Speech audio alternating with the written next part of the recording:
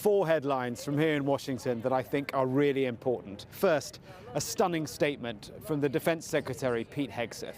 America, regardless of what so-called international institutions say, is unleashing the most lethal and precise air power campaign in history, all on our terms, with maximum authorities. No stupid rules of engagement, no nation-building quagmire, no democracy-building exercise, no politically correct wars. No stupid rules of engagement, says the man in charge of America's military.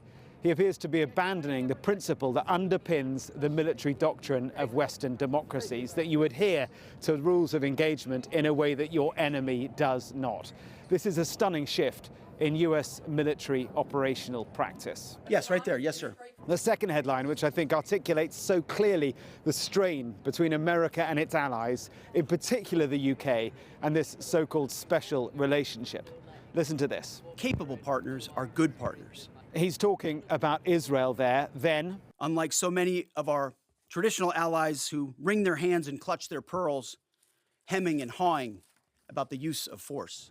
That's the blunt consequence of the judgment made by the British government that Trump's action over the weekend in Iran was not in line with international law. Starmer said no to the US use of UK bases for the initial attack. The Americans are furious. It is a real test of the special relationship. Yes, right here. The third headline, Hegseth was offered the chance to rule out US boots on the ground inside Iran, but he didn't take it. Are there currently any American boots on the ground in Iran?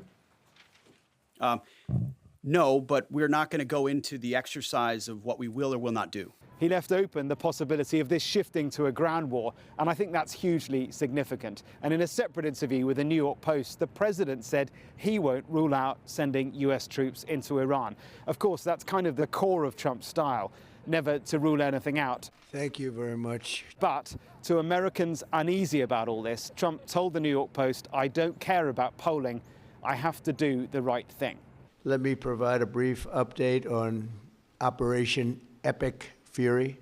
Now, the last thing is the mixed messaging. The core objectives seem to be relatively clear. First, we're destroying Iran's missile capabilities. Second, we're annihilating their navy. Third, we're ensuring that the world's #1 sponsor of terror can never obtain a nuclear weapon. And finally, we're ensuring that the Iranian regime cannot continue to arm, fund, and direct terrorist armies outside of their borders.